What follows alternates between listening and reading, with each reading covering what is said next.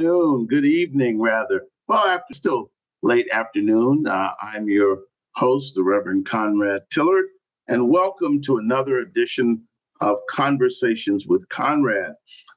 As you know, we come to you each and every week, not from the right. No, we don't do that. That would be limiting because the right is very doctrinaire and very narrow. Nor do we come to you, however, from the left, which in my view, and I think I've made the case and established that the left is equally doctrinaire, narrow, limiting to the Black experience. And so I urge my listeners never to get caught up too much in any political party and never too much in any ideology. Because when you embrace ideology, you have to suspend logic. Because if the ideology doesn't comport with logic, then you find yourself making the choice to suspend common sense in order for the ideology to work. And so we try to give some perspective here on Conversations with Conrad, one that's not easy to get in Black America. Most of our programming is very formatted. It's either right and mostly left. And when you are listening to a left-leaning show, you have to eat the whole prefix of left-wing issues. If you are listening to a Democratic paid for, Democratic Party paid for program, you got to take the whole prefix. Oh, yeah. Yeah.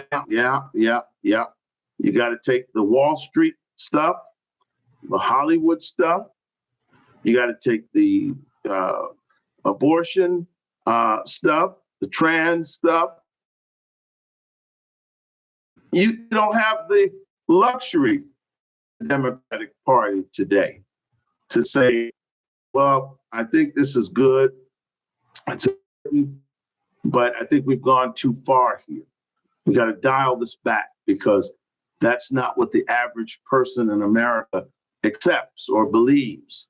I'm for the rights of everybody. Format language in an Orwellian way to make people start out a meeting saying what their pronoun is. We can't make people accept gender is a endless construct, and we can't make people suspend logic and say that one's genitalia does not define their gender, but having gender affirming surgery where it's cut off affirms the gender. We can't do that. We can't challenge. We can't critically think. We can't critically assess. We can't simply say, abortion should be the right of every woman. It's their body. And in many ways, it is their choice. However, as a society, we have rules and regulations for children. Parents are limited. They're not able to do anything they want to do with children. They can't beat children mercilessly. They can't deny them an education and send them to work and make money for the family. We certainly can't expose them to sexual material, drugs or alcohol. And even with the issue of abortion, there has to be limitations. Otherwise, we would get very close to infanticide. And that's a concept that was practiced in the world where, sex selection took place. And if you were an agrarian society and you wanted a lot of males and a female had no value to you, when a female baby was born, you just buried her in the ground and kept moving. And so we can't have that in the Democratic Party. But unfortunately, you're not allowed to think. And then, of course, in the Republican Party, they have their own sort of prefix. And typically speaking, Blacks, can deal with many issues. But the one issue they cannot deal with is race. And the Republican orthodoxy is that race cannot be dealt with. Or at least, and I agree with this, I don't agree that it can't be dealt with, because race is a factor in American life. You can't get around it. It's baked into the cake. But I do agree with them that it is not as much of a factor, certainly today, as it was. But, I love reparations. I think Black people are legally entitled to reparations. And I don't think that this country is ever going to fully be right until Blacks are granted, the descendants of slaves are granted an amelioration, a reparation for the unjust treatment that our ancestors faced. That's not Republican orthodoxy. And so I might love the Constitution. I might love the free market, which I do. I've grown to love the Constitution of the United States. I've grown to really appreciate the importance of the free market, but I'm not comfortable with some of their orthodoxy, or at least I would challenge it And so I'm telling you, from the right or the left, I'm telling you, you're not going to get this kind of program anywhere. And so call a relative, call a friend, and let them know that Conversations with Conrad is on. Girl, pick up that phone. Man, you better pick up, because you're going to be treated to something. You're going to be feted to something that you don't usually get in the Black community. And so it's Black History Month. And I am proud of Black History Month. And Pete Hegseth, and those that don't understand or don't like Black History Month, I would love to sit down with him and have a conversation. And I guarantee you, by the time I finish, I would love to sit down with President Trump.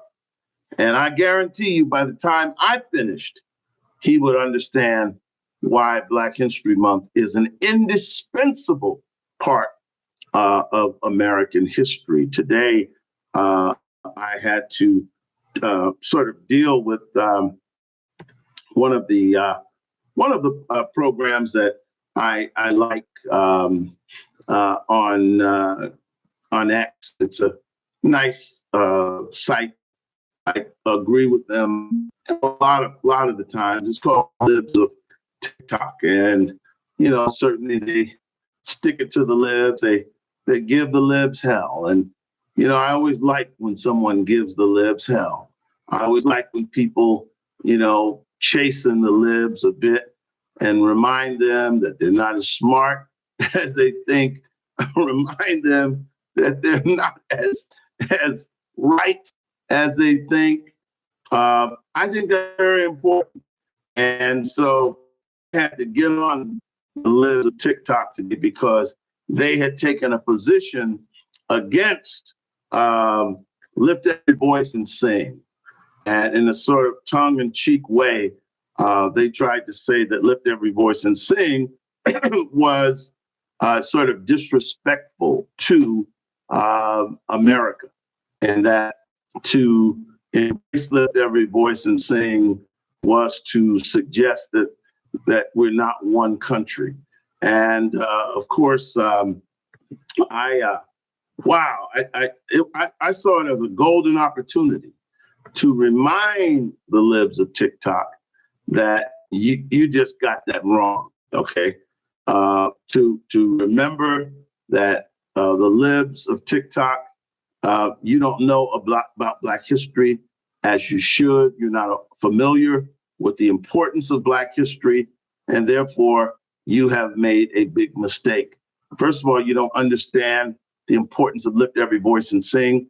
Lift Every Voice and Sing was penned as a poem by James Weldon Johnson and James Rosamond Johnson in 1900 to celebrate the birthday of the great emancipator, Abraham Lincoln. So it was patriotic from the beginning, okay? It was patriotic from the beginning. And so any conservative that suggests that the Lift Every Voice and Sing, or what is euphemistically, or at least was certainly euphemistically called the Negro National Anthem back in the 1960s and 1970s and earlier in our history, when Blacks were legally disenfranchised in this country. Blacks were legally second-class citizens. And so to have a hymn, to have a song that we could sing that fully recognized our humanity and gave us something that inspired us, that lifted us up, is certainly nothing for Blacks to be ashamed of. And in fact, it's something to be quite proud of. And I am extremely proud of Lift Every Voice and Sing. And it's my mission, one of my missions in life, is to make sure that every person in this country understands the profundity of this song. Let me share with you the wonderful lyrics of this great song, because, hey, it's important. And I think you today and tune into Conversations with Conrad. Muskegon Tribune, good to see you today. You're right. You say every Black man needs to be politically independent. It's not just libs on both sides. We're culturally collide with both parties. Well, I do believe that we have to be independent minded. I believe that we can be Democrats and I believe we can be Republicans. But what we do is lose our mind to parties. And what we cannot do is defy common sense in order to accommodate the orthodoxies of this party. And so when this fella attacked Lift Every Voice and Sing, I challenged him. I said, you don't know what you're talking about. You are condemning something in the African-American history is indeed not only patriotic, but it elevates and it celebrates one of the greatest stories in American history. Let's look at these powerful words. Every Black person should learn every one of these lyrics. I heard Lettucey, and I was very happy to see this wonderful young lady from New Orleans at the Super Bowl singing Lift Every Voice and Sing. And, listen, the average white American does not understand the history behind this song, and it's our job to teach them. That's all. Simple as that. To be unabashed, unashamed in our celebration of it, and to teach them. Why is it sung at the Super Bowl? Well, because you got a lot of Black players in the NFL, and because we love the song, and we sing it in our churches, in our schools, in the high and celebratory moments of our lives. James Clyburn, the great congressman who I agree with about 40% of the time, maybe 50, from South Carolina, he says, and I think there should be bipartisan support for this. He says that it should become the national hymn. It's not designed to supplant it's not designed to replace the national anthem, but it should be the national hymn. Because if it were not for the civil rights movement, then the words written in the Constitution by the framers would not have fully come into realization. And for that second revolution, the civil rights, the Black Power movement, for that second revolution, which completed at least fully getting every American involved legally. Now, culturally, and in terms of tradition, we still got some work to do.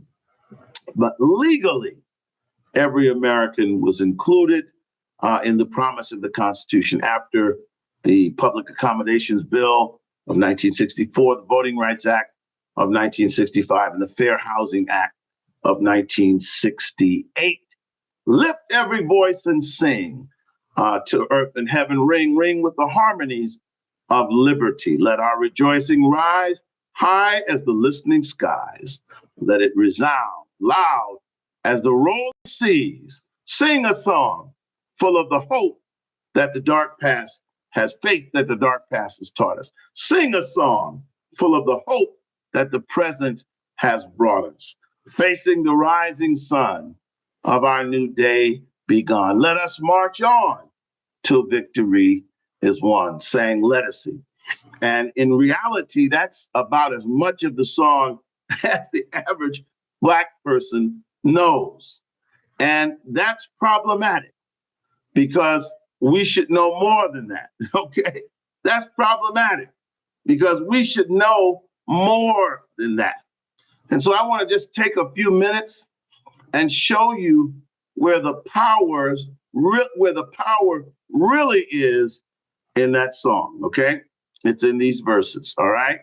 Stony the rod, bitter the chastening rod, felt in the days when hope unborn had died, but yet with a steady beat, have not our weary feet come to the place for which our fathers, and to use what they call gender inclusive, they said today, for which our people sighed. We have come over a way with tears has been watered. We have come treading our path through the blood of the slaughter. But out from our gloomy past, till now we stand at last, where the bright gleam of our bright star is cast.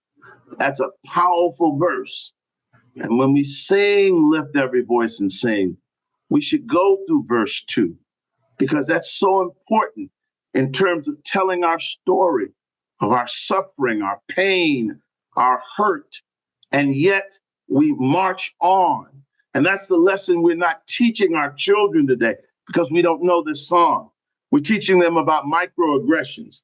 We're teaching them about self-care. We're teaching them to stay away from their family members if they voted differently than them.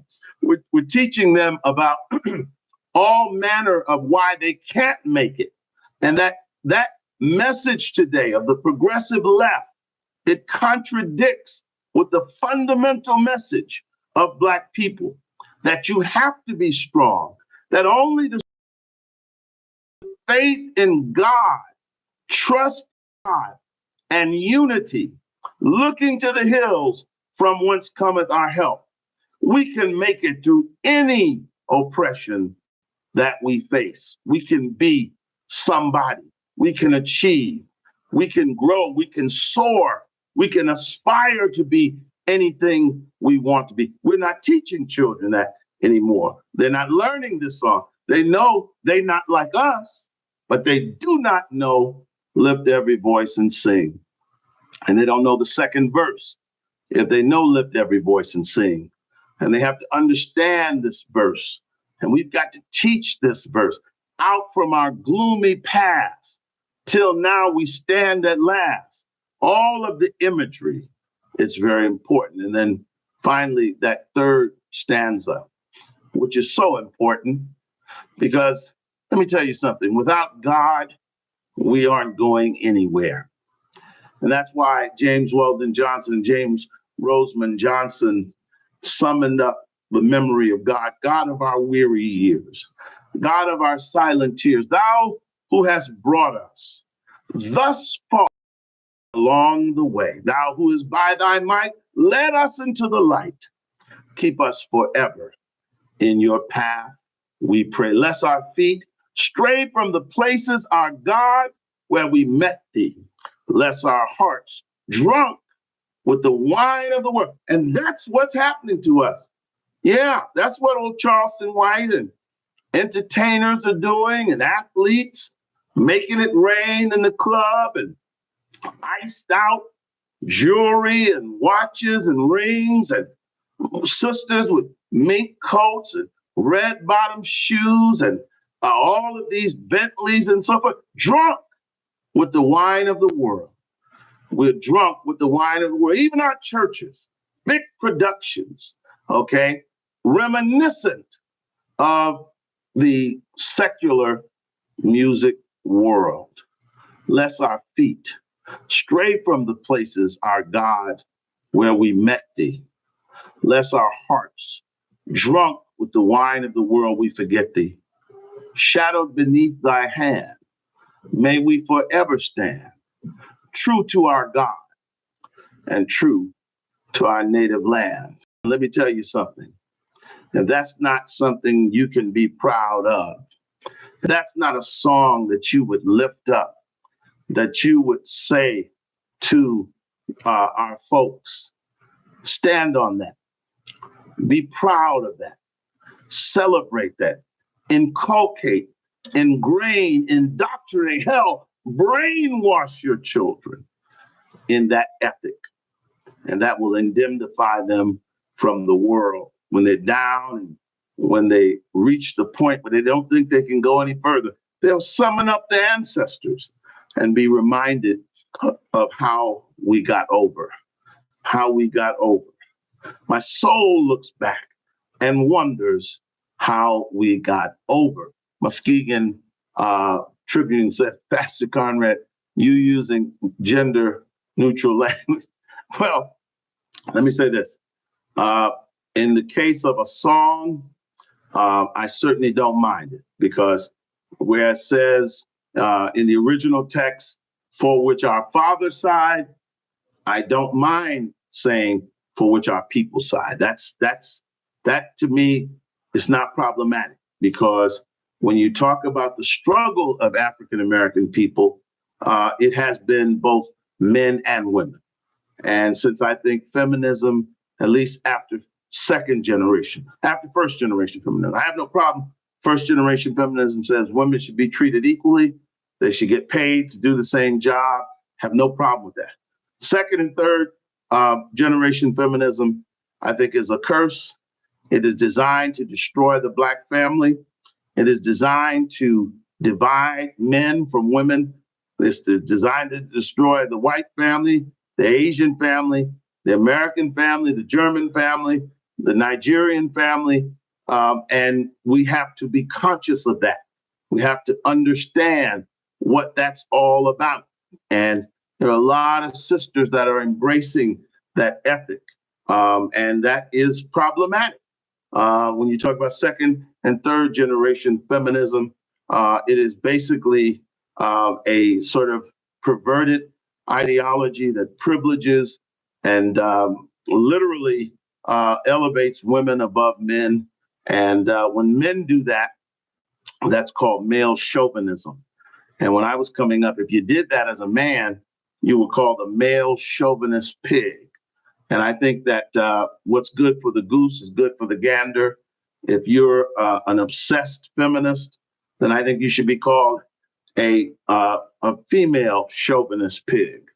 And if you're a man and you're obsessed with the males and you want to downgrade women and hold them to a fundamentally less standard than men, then I think male chauvinist pig is appropriate. And when women do it, I think it's appropriate. And so I just wanted to say that because one of my criticisms of the right and even Black Republicans is that you got to deal with race in America. You can't dismiss race and say we want to be a colorblind society. We're not colorblind, and race is a factor. Now, I agree, race is not the kind of factor that progressives try to say it is. And I will argue with any silly progressive that's today saying nothing's changed in America, that is not willing to recognize that young people today face different challenges than our parents and grandparents and great-grandparents. They have far greater opportunities. And it's our job to, good evening, Greg and Greek. It's our job to prepare the young people to stand on the shoulders of our great people and help us to move forward through their courage, through their brilliance, through the things that they bring to the table. And I think you can't do that if you don't teach them history. So again, I'm challenging always the right. I'm challenging the left. And I'm challenging us to hearken to the voices of our ancestors. And that's Black men and Black women. So in that instance, yes, I do believe in gender neutral language. I accept that. I have no problem with that. But so in that instance, now I want to move on because I want to talk about Mayor Eric Adams today, and but I want to play Mayor Adams himself before we get started. I want to listen to Mayor Eric Adams. This is a press conference he held yesterday, and I think we should allow him to speak for himself in terms of what he felt about his indictment, and certainly what he felt about yesterday, the charges being dropped. And I think this is very, very important. It is really a hot topic in New York City. And I think it portends and has great implications for Black politics everywhere. So let's listen to his press conference from yesterday. And we'll come back in just a moment. This is a press conference that he held yesterday after the charges were dropped. In fact, let's go to channel 4. All right.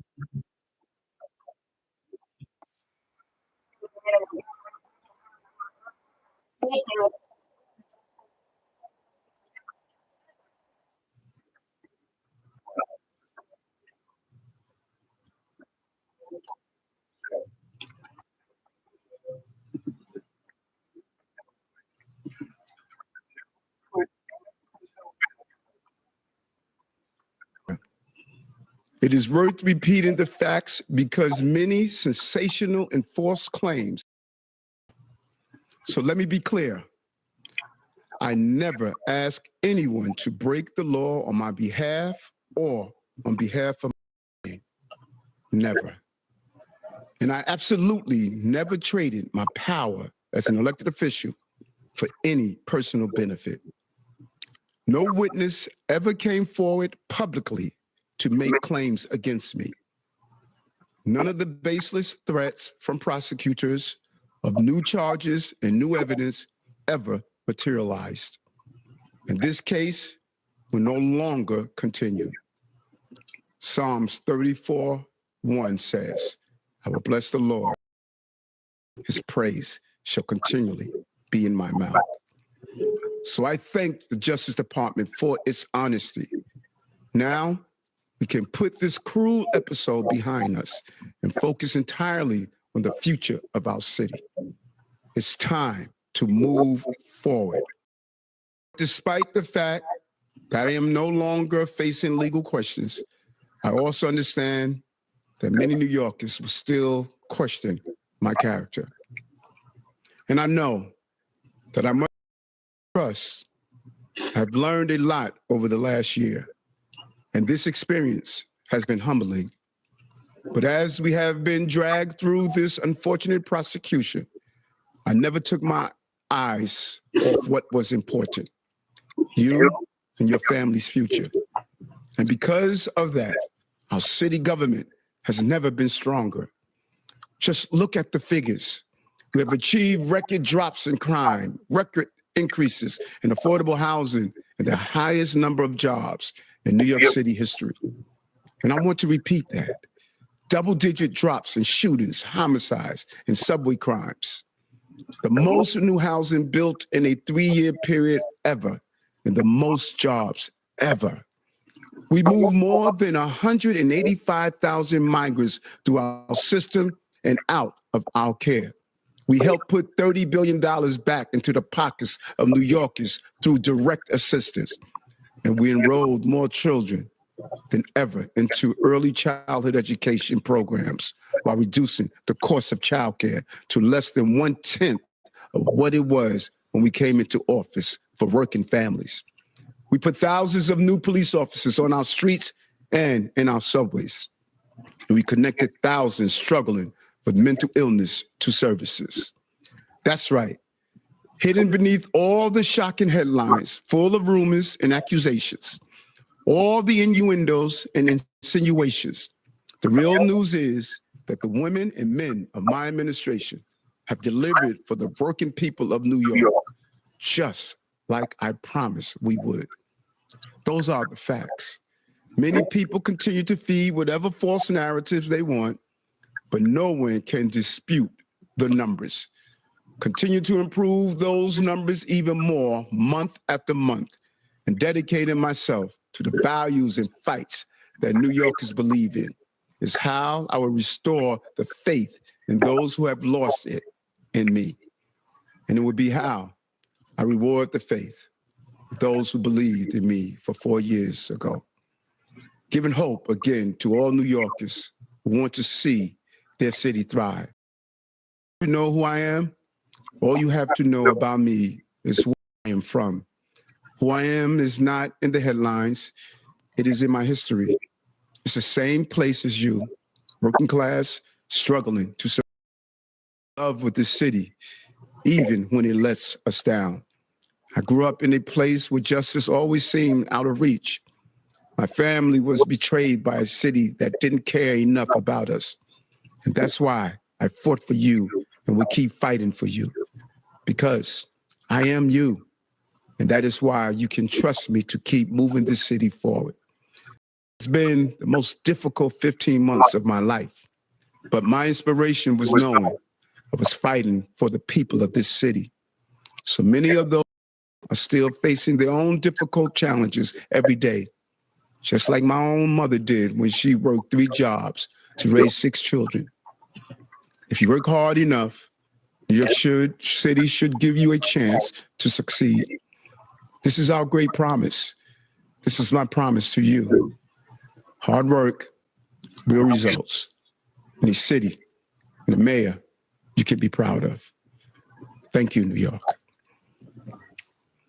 All right. That is Mayor. All right, you just heard from Mayor Eric after the DOJ ordered federal prosecutors. That is yesterday. Adams, and talking to the city of New York after his news conference yesterday, after the Department of Justice decided to drop the charges against Mayor Adams. And certainly you can imagine he was relieved. Certainly I was relieved. I've known him for over 35 years, and he's a good man. He's been in public life for a very long time. When I met the mayor, I was a minister in Harlem, and he was a sergeant.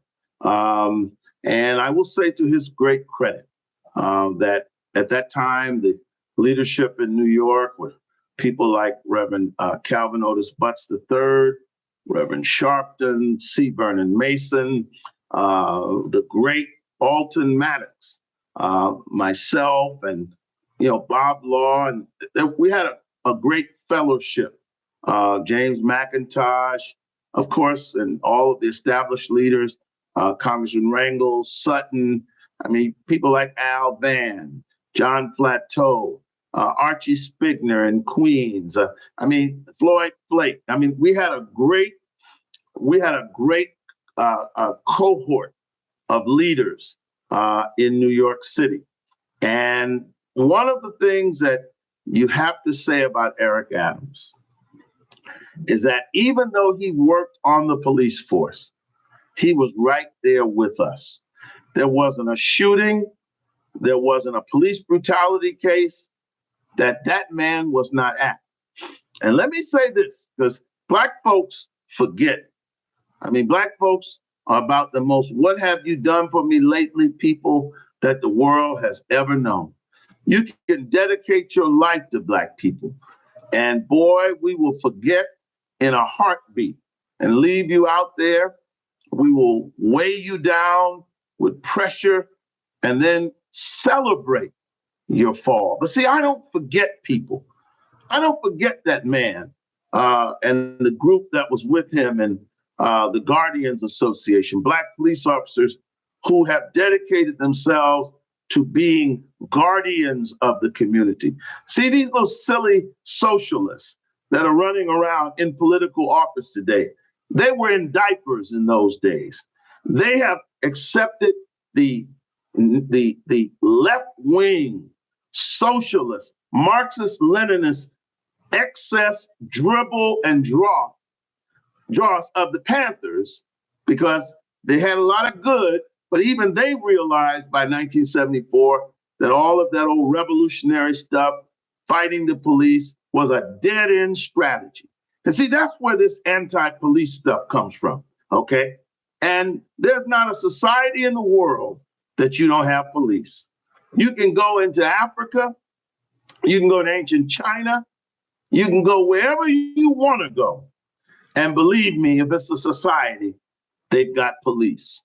And I guarantee you, in most societies of the world, the police don't know much, certainly don't know as much as they do here about civil liberties.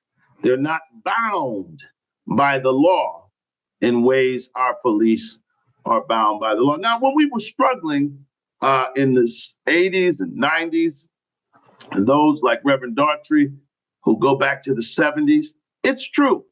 In New York City, there was never a conviction of a police officer for killing a black person. In fact, the first time a police officer was really punished for abusing a black citizen, I think it was 1993, Justin Volpe. He sodomized a Haitian immigrant named Abner Louima. We all marched, raised hell, and protested. And I think that was the first cop that really paid a price, okay? But what I want to say is, at every level, Eric was there.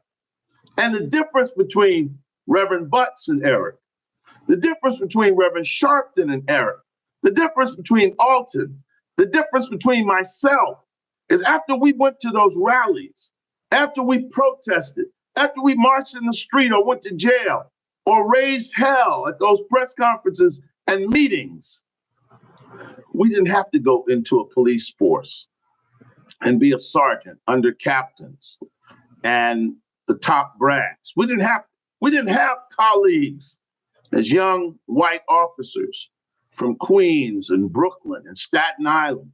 We didn't have to do that. We went back to our organizations, churches, mosques. We were supported, but Eric would be with us at the protests and then have to go to work. He would be calling out police brutality with the leadership and then have to report to duty. And he did that for 20 years. Now, you telling me we're supposed to forget that? You telling me that doesn't account for anything?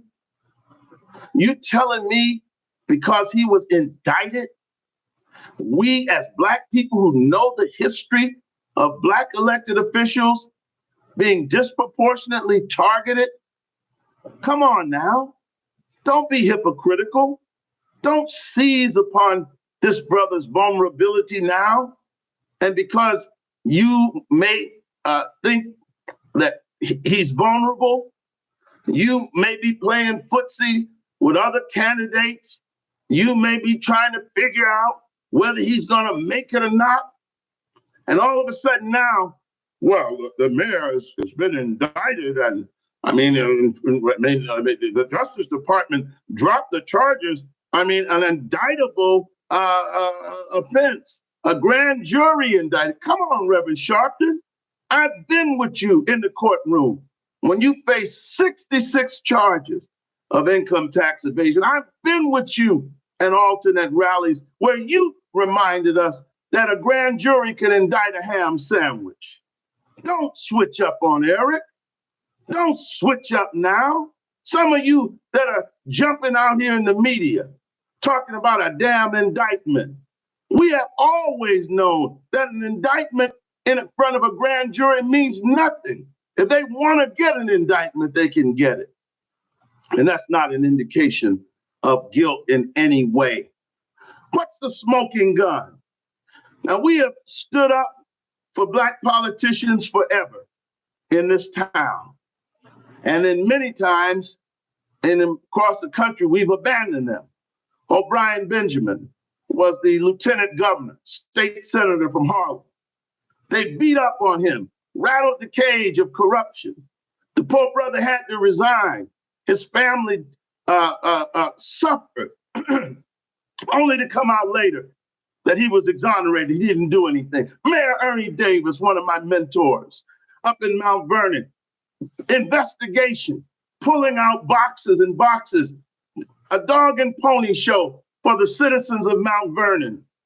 And that great mayor was not elected, and they put in a fool, and it stopped the progress of that city simply because Black people did not stand up for a man that had brought so much to that city.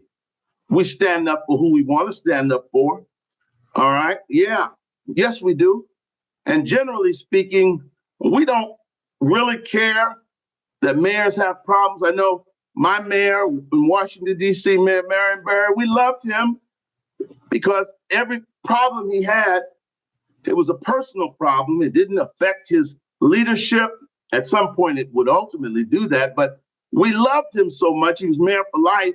And the redemption aspect of his story, he was able to get arrested for addiction, come out and be reelected again, stayed in public life until he died, and he was loved, and Black people looked past his faults and saw his need, but he was never accused of personal corruption.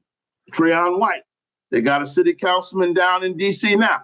I don't know of his innocence or guilt. He has Mayor Barry's seat, but he is facing a trial, and if the community stands with him and believes he did no wrong, I'm with him too.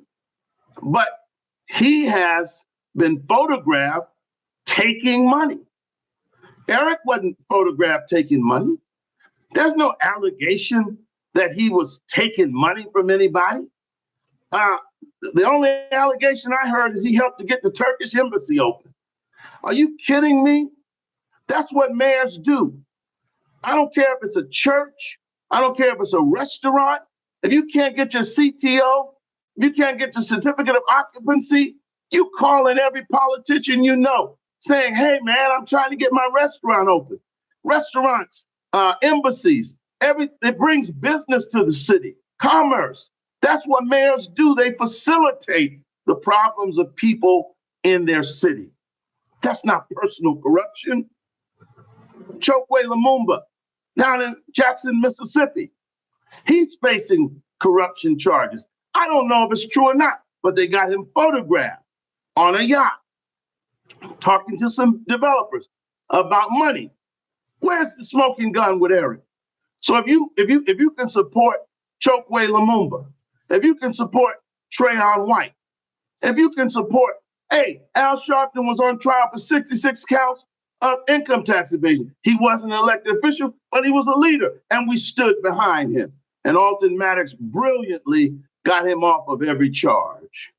And so Black people, come on now. This man the charges have been dropped, okay? That's important. I heard some old lawyers, some I love and respect, but some are just mischief makers.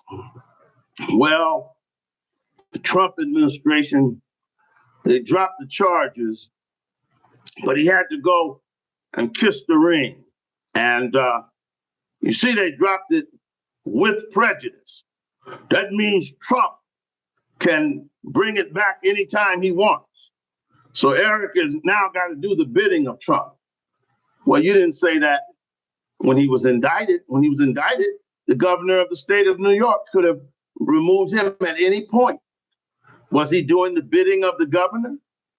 I mean, you all need to stop. Black people are hypercritical of each other. And what is happening right now is certain people are lining up. Certain people are weighing their options.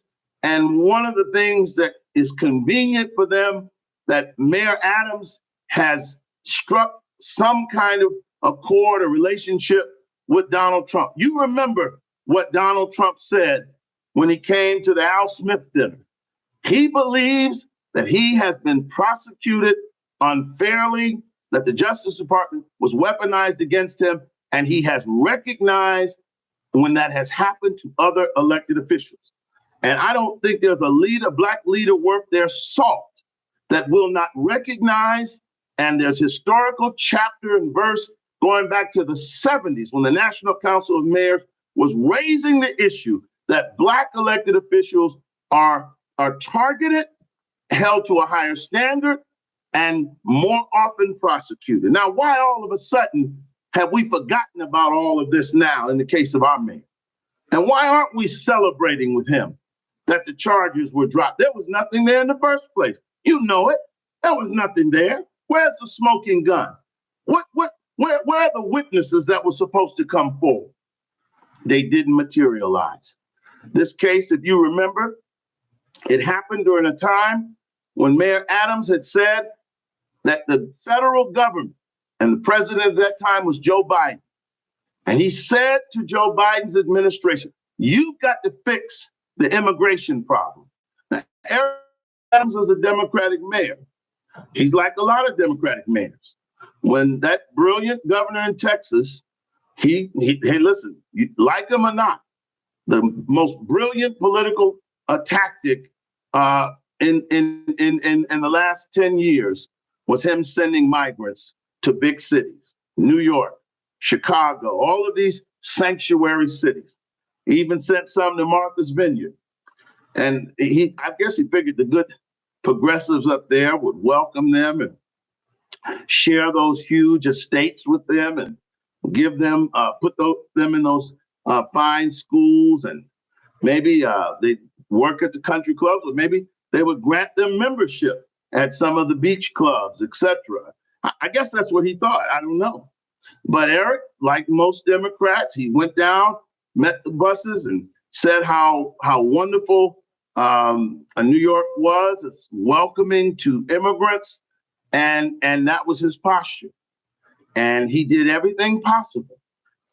Set up several. One, the Roosevelt Hotel. I went through a tour with other ministers, every conceivable service that was provided for immigrants, even culturally sensitive food, okay? Whereas I would have given them, whatever I ate, if it was good enough for me, it'd be good enough for them.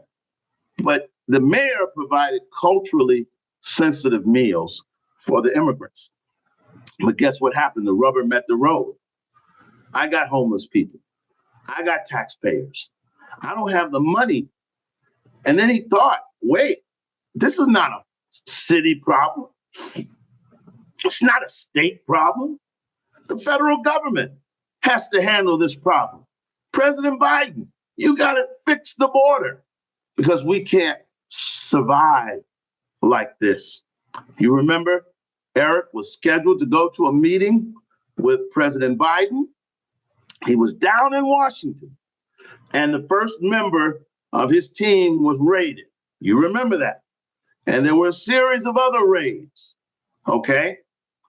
But the question is, why? Why the embarrassment? Why wait till the day he was scheduled to meet with the president to do this? It is reported that he was told to be a good Democrat, be quiet about the border. And again, fighting for New York, he said, I'm not going to do that. And I would have done the same thing. That's what the people are begging the mayor of Chicago to do. Be as concerned about them, as he is about the immigrants, and stand up for them. And of course, Mayor Adams, since that time, there were a slew of people in his administration that were investigated, raided. Now, all of those folks I know, the first point is you got to talk about the number of African Americans that he placed in positions of authority, okay, that he placed confidence in. First female, first vice mayor, Sheena Wright. The second Black chancellor, second or third, in the history of New York City. First Black woman police commissioner in the history of New York City. And the list goes on and on and on and on and on. Now, some of them have run afoul of the law. They still have to have their day in court. Not one of them has been convicted. First Latino police commissioner, Eric Adams appointed. First in the history of the city, okay? He appointed. All right, we're gonna forget about all of that. That means nothing because he was indicted by a grand jury. Well, again, need I remind you that a grand jury, if they want to, they can indict a ham sandwich. Black people have never had confidence in grand juries. So why all of a sudden now? Because it's convenient. It's convenient. It's convenient. And I'm saying to you that we got to think about what it means, what this brother has meant. He has now been exonerated by the system. I don't know what the issues were, why they decided to do it with prejudice. But I know one thing, if I was looking at going to jail, it wouldn't matter to me. Some silly person said on the internet, well, if he was innocent. He would have gone to trial. Are you a fool? A black man going to any trial, deciding to go to trial when the Justice Department dropped the charges against you, he would be a damn fool. And that in and of itself would sort of render him unfit for the job. That reminded me of the idiotic middle-age trial by drowning. What this individual suggested that Mayor Adams do if he's innocent, just face the charges. That's like that idiotic middle-age trial by drowning. They would tie your hands and feet together and throw you in the river. Tie your hands and feet together, throw you in the river, and if you drowned, you were deemed guilty. Okay, I mean, if that is not the stupidest thing in the world, and yet Black people, instead of saying, thank God, Brother Adams, the charges have been dropped. This cloud is over him. This cloud is no longer on him. Let's move past this. This is over. I think most people understand it, but I'm surprised at the number of leaders that are using this as a convenient opportunity to posture. And I'm not going to talk about that now, but I'm watching, and I'm telling you, I'm holding people account. I'm going to call people out for their duplicitous actions, because right now, there's no community in the world that would give up City Hall when there is no reason to give it up. And all of the leaders and ministers, and I hope the mayor will do this. I wish Frank Carone was still around, because he needs a bulldog right now. And everybody that ate at his trough, everybody that got awards, everybody that was asked to pray and speak, and everyone that got an invitation to Gracie Mansion, and all of these people who've had access. The question is, what are they going to do in this moment of need? Where do they stand in the face of adversity? Yeah, it's not where a man stands or a woman when it's comfortable. It's how do you stand in the midst of adversity? That's an excellent observation and quote. And it's something that each leader now should be held accountable for. Eric Adams has been a good mayor. He's a common sense Democrat, but he's got a lot of lefties, a lot of extreme lefties, people like Lincoln Ressler, Jabari Brisport in the city council and state legislature. These are defund the police people. These are people that don't believe in law and order. These are young kids that basically want to turn New York into a college town.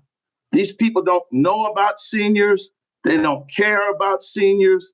If you can't ride a bike all over the city, or if you don't have $10 every time you go from Brooklyn to Manhattan, they could care less about you. Well, these are the people that are making the laws in the city. And there's a war right now for the soul of Black politicians, because they are afraid of the left, because the left is well organized and they punish these Black elected officials. And our Black community, we're not that organized. We don't vote. So whereas Black elected officials used to go with the money, today in New York, it's the left wing that it's the radical left, it's the crazy left, the Democratic Socialists of America that have these Black elected officials in check. They talk real bad in front of Black folks, but they're in check. And we've got to call them out and remind them that you got to stand up for us, and we'll back you up. Don't worry, we will back you up, but you got to stand in this hour. And one of the reasons why I take this position is that we didn't act this way when Joe Biden's son faced criminal charges. We justified him pardoning his son, and we justified him pardoning his brother and sister. I'm going to go back to a news report, and I'm going to draw a contrast between how we treated Joe Biden when the charges were not brought against him for handling classified material. They said he was clearly guilty of it, but I want you to listen to what the prosecutors said in dropping that case. And I want you to remember the response of Black people.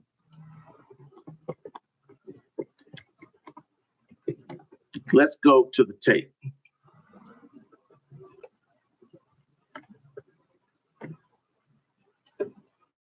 All right. Now, this is a report from a year ago. Let's go back. Let's go to the tape. Let me get this lined up for you so you can see this. And I want to show you sort of the rank hypocrisy and inconsistency of many of our folks in terms of how we are handling Mayor Adams and how we handled Joe Biden. Let's just now. I want you to see this. This is really, really important. Let's take a look at this. Okay. Major developments concerning the classified documents case involving President Biden. Special counsel Robert Hur releasing his 345-page report on the investigation into those documents found at a number of properties linked to President Biden. The report highly critical of his handling of the materials, but saying, quote here, "We conclude that no criminal charges are warranted in this matter. We would conclude the same, even if there is no policy against charging a sitting president. Our investigation uncovered evidence that President Biden willfully retained and disclosed classified information after his vice presidency when he was a private citizen." Now, some of those documents were found at an old office, others found at the president's home in Delaware, including his garage. The materials dating back to his time in the Senate and as vice president. The White House has already seen this report, we're told, and President Biden will not ask for any redactions, but the Justice Department may redact some parts considered classified information. Now, that's one report. I want to play another one for you because what I'm trying Major developments concerning the... What I'm trying to show you is how inconsistent we are. I want you to see this. This is really, really very important. This is critical. Special counsel Robert Hur is easily one of Washington's more polarizing figures. So it came as little surprise. His highly anticipated Capitol Hill hearing turned into a combative, partisan spectacle, with Democrats and Republicans drawing wildly different conclusions.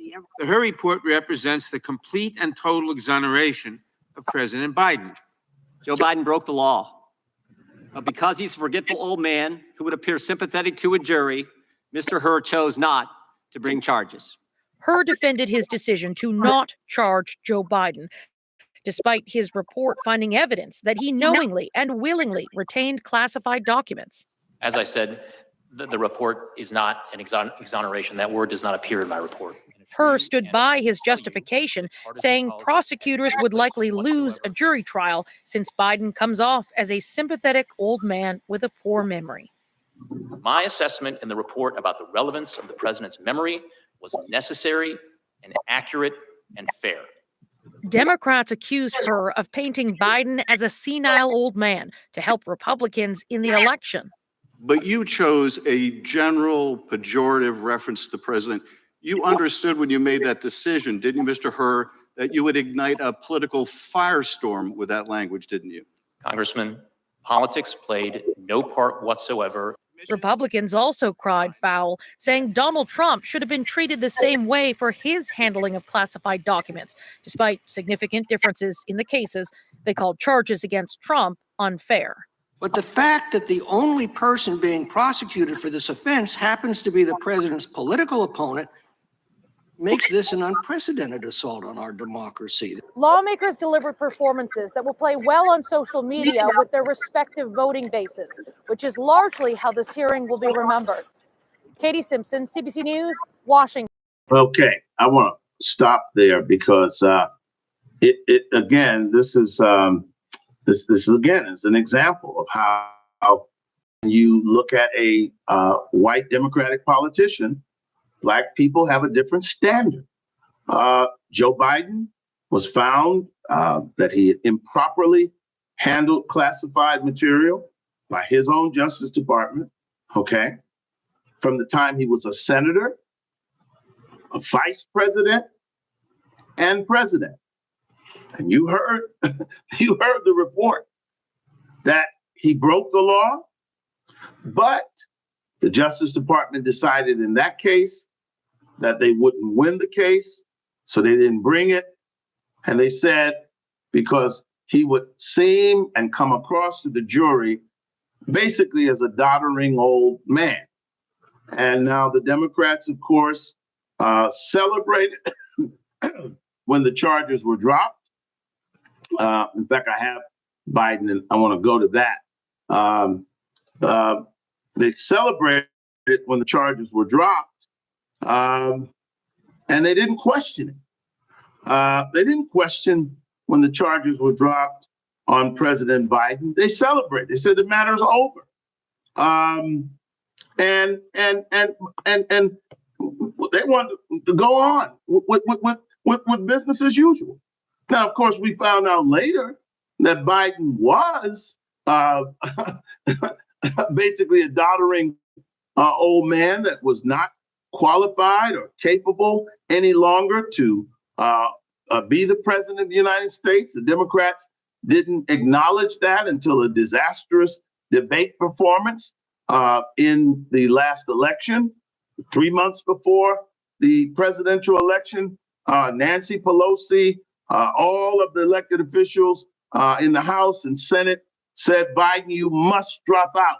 You're incapable of serving another 4 years. And I think we all understand that at this point. But let's listen to President Biden back a year ago when the charges were dropped. And let's contrast that with how Black people are treating Eric Adams, Justice Department dropping the charges against Eric Adams. Let's contrast. The long-awaited report by Special Counsel Robert charges against President Biden are warranted, but the President Biden willfully retained and when he was a prime. Let's go back to the beginning. Tonight, the long-awaited report by Special Counsel Robert Hur concludes that no criminal charges against President Biden are warranted. But the investigation uncovered evidence that President Biden willfully retained and disclosed classified materials after his vice presidency when he was a private citizen, including marked classified documents about Afghanistan and notebooks with sensitive intelligence sources and methods, which he shared with a ghostwriter. The report says that posed serious risk to national security. And at a time when polls show most Americans have concerns about the 81-year-old president's mental and physical health, the special counsel's report offers scathing details of what it calls his diminished faculties and faulty memory. Writing, if charged, Mr. Biden will likely present himself to the jury, as he did during his interview with our office, as a sympathetic, well-meaning elderly man with a poor memory. It would be difficult to convince a jury they should convict him. According to the report, Mr. Biden did not remember when he was vice president, forgetting on the first day of the interview when his term ended, and forgetting on the second day of the interview when his term began. He did not remember, even within several years, when his son Beau died. How in the hell dare he raise that? Frankly, when I was asked the question, I thought to myself, wasn't any of their damn business. I don't need anyone to remind me when he passed away. Later in the press conference, President Biden referring to the president of Egypt as the president of Mexico. As you know, initially, the president of Mexico, Sisi, did not want to open up the gate to allow humanitarian material to get in. The extraordinary circumstances here require the appointment of a special counsel. Attorney General Merrick Garland appointed the special counsel in January of last year, after President Biden's attorneys first discovered classified documents at one of his former offices on November 2nd, 2022. The White House waited until after the midterm elections to tell the public. And the report includes these photos of where prosecutors say more classified documents were improperly stored in a badly damaged box near a collapsed dog crate in Mr. Biden's Delaware garage. A separate special counsel investigated former President Trump for allegedly mishandling classified documents found at his Mar-a-Lago estate, some boxes found inside a bathroom. Mr. Trump was charged with 40 criminal counts to which he's pleaded not guilty. Tonight, the former president is calling the lack of charges in the Hur report a two-tiered system of justice. But the report argues the two cases are different, and that while Mr. Trump was given multiple chances to return classified documents, he allegedly did the opposite and obstructed justice by enlisting others to destroy evidence. In contrast, the report says Mr. Biden alerted authorities. The president says he cooperated completely. All right. So basically, at the end of that investigation, President Biden no charges were brought, and he had been exonerated, and I think that's essentially fair. I mean, at the end of the day, court proceedings can be complicated, but either they're going to charge you or they're not going to charge you. And certainly the person who has been through an ordeal and accused of wrongdoing, and then for whatever reason, the prosecutors decide that they're not going to charge you, of course, they're going to claim that as a victory. And it is a victory in substance and in form. And so Eric Adams has, again, the charges have been dropped. There, in my view, there was never anything to the charges. It is behind him now. He is not an indicted sitting mayor. He is not pardoned. He is not convicted of any crime. It was a former Justice Department and what I believe was a politically motivated case. Again, on the day he was scheduled to meet with the president in Washington, high-profile showdown over the border issue.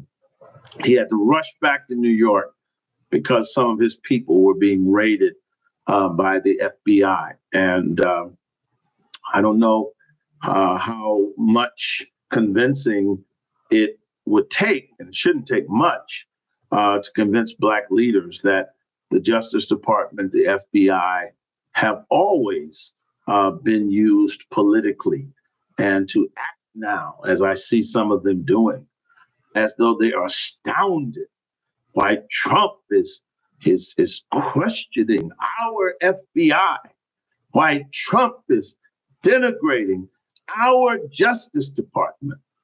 You mean the FBI that bugged Dr. King's hotel? You mean the FBI that ran a counterintelligence program against Black leaders that led to the death, destruction, the breakup of families, the false incarceration of people like Geronimo Pratt for nearly 30 years? We forgot about that all of a sudden. The Panther 21, you love Tupac so much. He was almost born in jail. Jamal Joseph, all of these people were taken in. Daruba Ben Wahad, people that you love, they were taken into court on trumped up charges and almost convicted. And there are many other political prisoners in this country, because are we now going to say that justice in America is colorblind? No, we're trying to get it to that point. And the more lawyers, the more judges, the more elected officials are in office. But Black judges, attorney generals have to be of such high integrity. And they have to remember Dr. King. They have to remember what we've been fighting for, equal protection under the law. And they cannot be swayed by political parties or political concerns. Their role is not that of a legal role merely. Their role is also a ministerial role, in that they have to be the guardians of the concept of the Lady Justice as being blind. That's to me the role that Black attorney generals, district attorneys have to play. But certainly it is not to act as though this indictment and these trumped up charges against Mayor Adams do not have a political nature. And so They are behind him, and I don't want to belabor that point. And we have an election coming up in New York City. And I just hope that Black people will remember all that Mayor Adams has done, not only as mayor or borough president or a state senator, but going back to his work with the Guardians, 100 Blacks in law enforcement, people like Noel Leader, Mark Claxton, Mike Graves, and just so many others. That was a hardy band of Black police officers. I met Noel Leader when he was at the 32nd precinct up in Harlem, or 30th, I can't remember. But the point is, they were as dedicated as Reverend Sharpton. They were as dedicated as Bob Law. They were as dedicated as Reverend Butts. They were as dedicated as Alton, as dedicated as I was. They were as dedicated as anybody else in the movement. And for this left-wing group to try and tell us that Black police officers are illegitimate, because that's the beef that 30% of the people that don't like Eric Adams and the people that voted against him for the most part in our community were the young, the far left wing, I call them the extreme left or the foolish. And their biggest complaint was that he had been a cop, as though if somebody broke in your house, the first thing you wouldn't do was call 911. See, I don't pay attention to people in the Black. See, nobody who's authentically from Harlem or Bedford-Stuyvesant or South Jamaica or, the Black Corridor of the Bronx, or even, in our Latino communities, nobody in those communities is anti-police. Absolutely not. Because we understand the vital role police play in our community. We just want them to be fair. And if they're corrupt, if they're crooked, if they sell drugs, if they put our young people in peril, if they violate their oath of the law, they should go to jail. Now, I do believe that police, doctors, firefighters, EMS workers need to have some immunity. Can't ask people to do a dangerous job and not have some immunity, qualified immunity. But you just can't break the law. And I have dedicated my life to trying to hold police officers accountable when they break the law. But only a fool would say someone is unqualified or summarily to be rejected because they are a cop. That is childish. It is foolish. Even Bobby Seale, you that love the Black Panthers, you that are still living in vicariously through Huey P. Newton, Eldridge Cleaver, Kathleen Cleaver, Erica Huggins, John Huggins. Many of them have gone on to glory, but Bobby Seale is still kicking it. But let me tell you about Bobby Seale. When in 1972, when the Gary Convention took place, Bobby Seale had been talking about the pigs, and in Oakland, they really did have a lot of racist white police officers that had migrated to the Oakland area from the South, and some right from California, and they suffered greatly under that oppression. And so Bobby Seale was programmed to dislike the pigs. That was the Panthers' slogan, off the pigs, but during the Gary Convention in 1972 in Gary, Indiana, Mayor Dick Hatcher ran that city with an iron grip. And when Bobby Seale got to Gary, he had his own Black police retinue, and they secured him for the time that he was in Gary. And it changed his mind about how he referred to Black police officers. It helped him to understand in a way that he couldn't understand prior how they had a vital role in our struggle. And yes, correction officers They have a vital role. Court officers. I was yesterday in Kings County with Judge Lola Waterman, Reverend Dr. Robert Waterman, and all of the judges and court personnel, Judge Robin Shears, and Judge Dwayne Paul. I was there with them giving the keynote address at the Black History Month program. And every one of those people have a vital role in ensuring that our folks get justice in the system. And so anyone who would say that Eric Adams is disqualified because he was a cop, that's a foolish person. And you stay away from them. And you don't let them prejudice you against a good man. And so Greg McCree says, I can no longer vote in New York. However, the court of public opinion is strong. The charges will be challenged. There will be a challenge for Eric Adams, but let me tell you something. People talk loud and say nothing. Half the people on the internet, as you correctly pointed out, you don't live in New York anymore. You don't vote in New York, and a whole lot of people that are making hay on the internet are not even registered voters in New York. And all Eric Adams has to do is capture the imagination of the people who live here, who see what he's trying to do. It would be an absolute disaster to put a progressive mayor in Gracie Mansion with a progressive city council. You would literally have grass growing in the streets.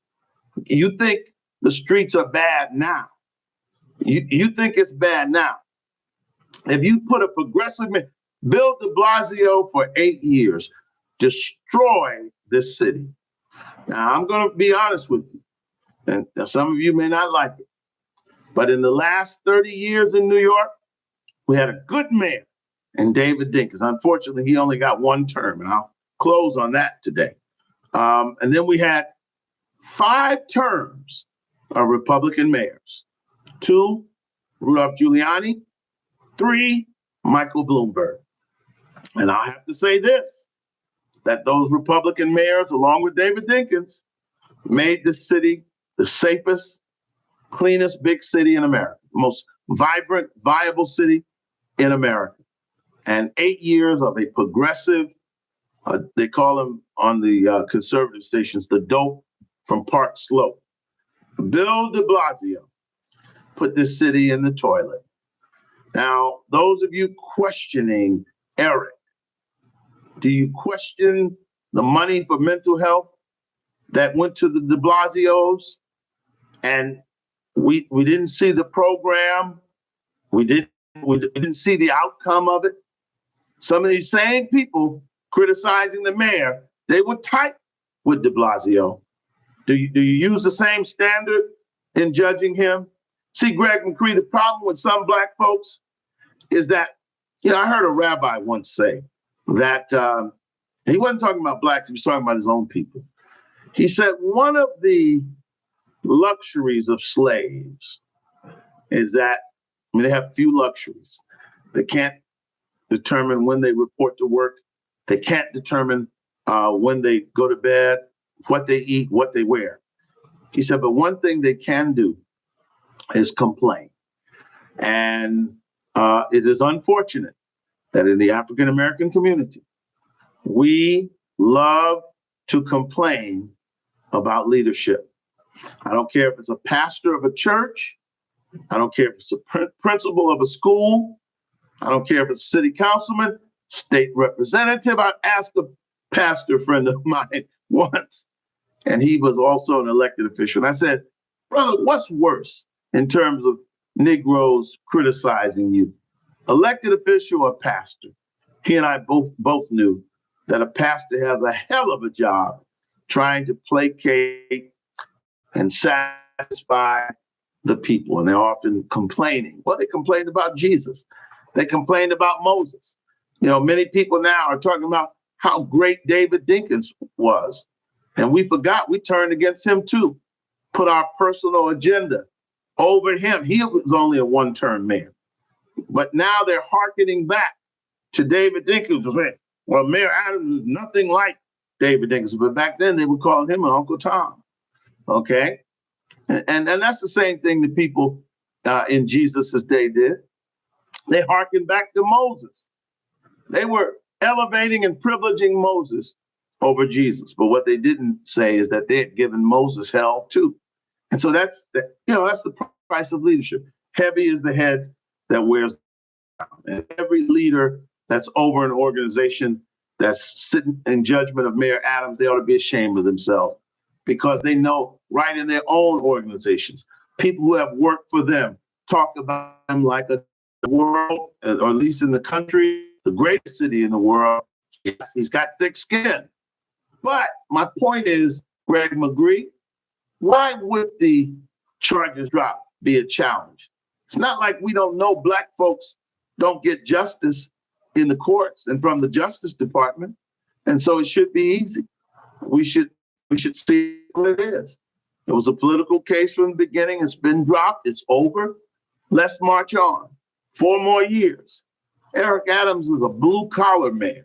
Here's a man born in abject poverty in Brownsville, mother of part of the Great Migration. 6 million people. It's Black History Month. You ought to learn a lesson. Henry Louis Gates has done a great series on the Great Migration. Part 3 is out. I'm going to watch it tonight. You should check it out. 6 million people, the largest mass migration of any people in the history of the world that was not tied to war. When 6 million Black people left the rural South and went to the northern cities. Eric's mother came from Alabama. My people are out of Mississippi. Some of you are from the Carolinas. Some from Virginia, not Virginia, but Virginia. And of course, he was born in poverty in Brownsville. He told a very moving story at the clergy breakfast of how his mother scrubbed floors and cleaned people's houses and was able to buy a home in South Jamaica. It wasn't a palace, but it was a modest home where she could raise her family, how she struggled to maintain it. And Eric talks about his life growing up like all of us in the streets, in the community, running into the law. But he also, watch this, he talks about what it means to be dyslexic. Sometimes the mayor won't conjugate a verb correctly. But for those of you that sit in judgment of him, do you know the unscalable breach that he somehow scaled from Brownsville in the 60s to becoming mayor of New York City? A blue-collar man, not a Harvard graduate or Yale graduate, not an attorney, but a man that worked his way up from a buck private, a raw recruit on the police force of New York City, and worked his way through the ranks and then entered public service. Isn't that something that you should be proud of? Isn't that someone you should be able to tell your children to look at and say, baby, you can do it. You can be like the mayor of the city, even if you don't have the best grades or don't go to the best school, even if you too are dyslexic. But we don't want to focus on that. We want to posture. We want to play footsie with Cuomo. And you tell me how Black folks are lining up to talk about Cuomo when Cuomo left office allegedly abusing the women that worked with him. Now, I have to say, nothing came of that. No charges. And I think, he's got a right to be pissed off that he endured that ordeal. But my point is, you mean to tell me you're justified and say, well, I don't know if I can stand behind Eric. After all, he's been indicted. He's had controversy. But you can stand behind Cuomo, who was accused of allegedly sexually harassing the women that worked in his office. So you're telling me Eric's controversy you can't touch, but you can see past Cuomo. See, that's what you do. Same thing you're doing with Biden. You look past his stuff. You look past his dope fiend son. You look past the fact that he signed the crime bill and worked hard with Gingrich and others to put hundreds and thousands of young blacks in jail in the 90s and said, I don't care where they come from. I don't care what their family situation is. But he made the distinction for powdered cocaine, judged that less harshly than crack cocaine. His boy was smoking crack, and yet he pardoned him, pardoned his brothers and sisters. Oh, you can look past all of that. You can look past all of that. That doesn't even bother you. See, that's hypocrisy. But really what it is self-hatred. At the root of it, that's what it is. The mayor won't call it that, but I'm a pastor. I spent a lot of time reading the Bible. I spent a lot of time reading what it meant in the Bible for Israel to suffer under the Egyptians, the Babylonians, the Assyrians, the Romans, and the Greeks. I know what it's like for people to have low self-esteem and look at Hellenistic culture and other cultures and see them as superior than themselves. That's why they asked the question of Jesus, can any good come from Nazareth? And you asked that same question. For texting me and letting me know what's going on. But let me end. I want to end. But what I want to say is, and this is very important. Eric has done a lot to make marginalized people feel a part of the leadership of this city. Again, I've mentioned some of the achievements, but you know them. And all you have to do is look at his team, look at the people he's elevated. Some of them have gotten into trouble, run afoul of the law. I'm sure part of that had to do with the political charges that were levied against him. And I'm sure they suffered. That usually happens in politics. People who work in various administrations at the high level often find themselves on the other side of the law. It's often political. But some of the folks that got into trouble, you can't lay that at the mayor's door. Okay? You can't do 1989 all over again. 1989 all over again. Let me fix this connection. I'm going to leave you with this point. 89 all over again. And you know what's funny? When David Dinkins was in office, I was actually persona non grata. I was minister of Mosque number 7, and I became much closer with the mayor later. And I was not in the inner circle. Reverend Sharpton was not initially. He was rejected initially. But at a certain point, he and the mayor developed a good relationship. And of course, at that time, I think it was 1992 or 91. I get it confused. But I remember toward the end of Mayor Dinkins' second term, a lot was going on.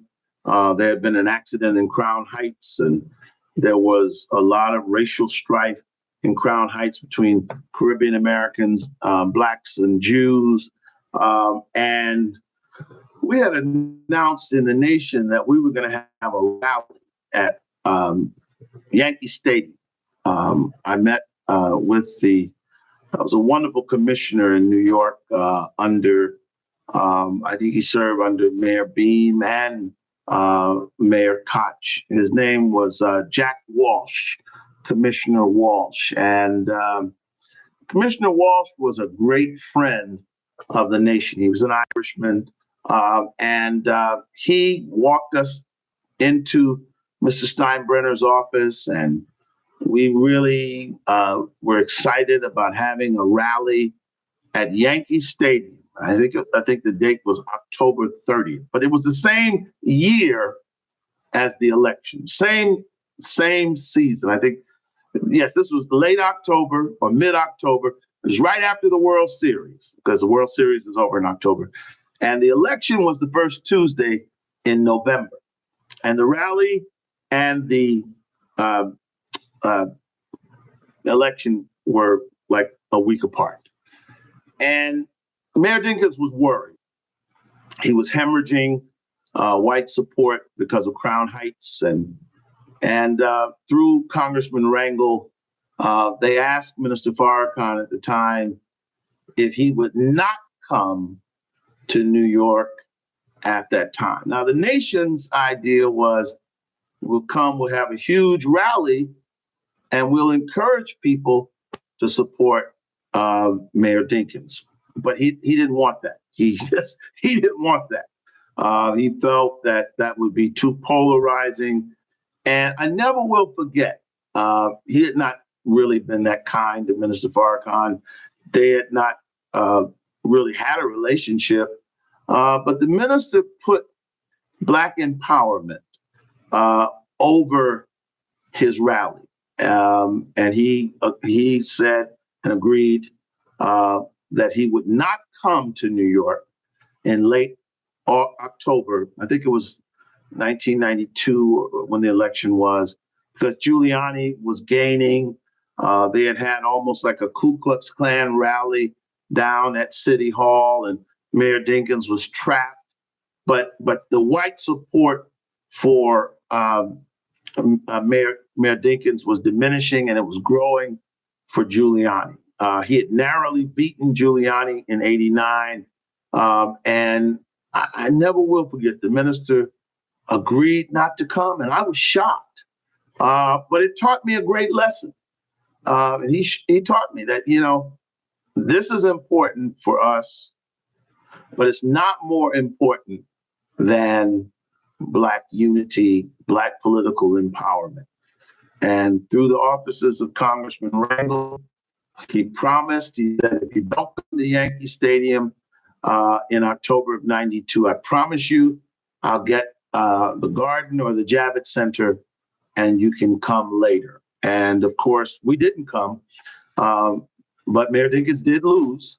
And we end up having a rally in December of 1993, toward the end of '93, 35,000 people at the Javits Center, tickets from $10 to $100.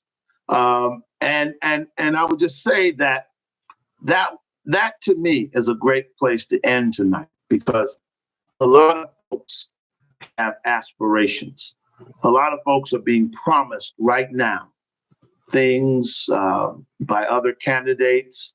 And so if you generally support someone else, I understand you have a choice, but don't participate in bringing down or trying to destroy Eric's reputation when you know how hard it is to do what he has done. The second mayor in 400 years in this city. And what I'm asking you to do on behalf of Black unity, because Mr. Sutton can't ask you, Al Van can't ask you, G2 is not here, Shirley Chisholm is not here, many of our elders are not here, all of the Basil Patterson, all of these elders are not here to encourage us to stay together. John Flateau is not here.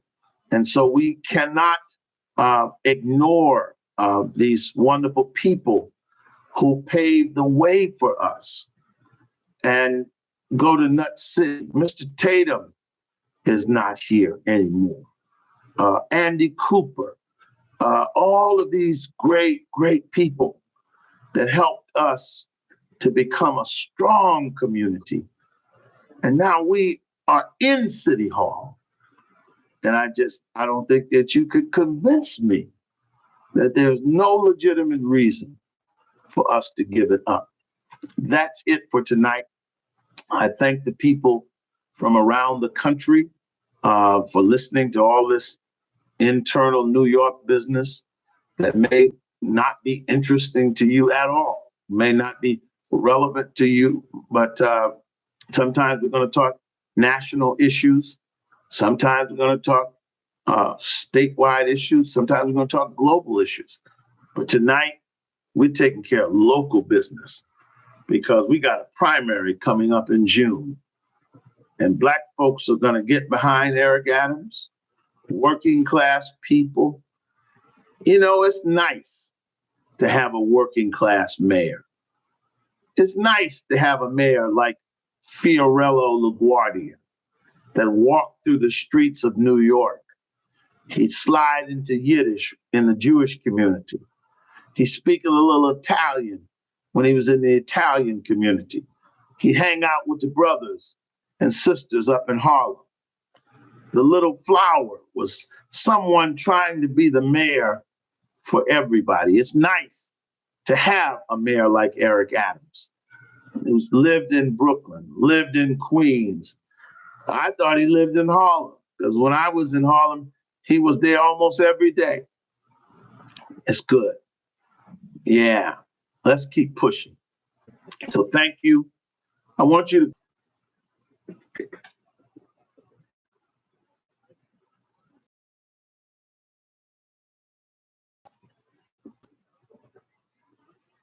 I'm sorry. I'm finished, but I wanted to leave this with you. Please support Conversations with Conrad. $CBTSR is our Cash App, and 347-586-6678 is our Zelle.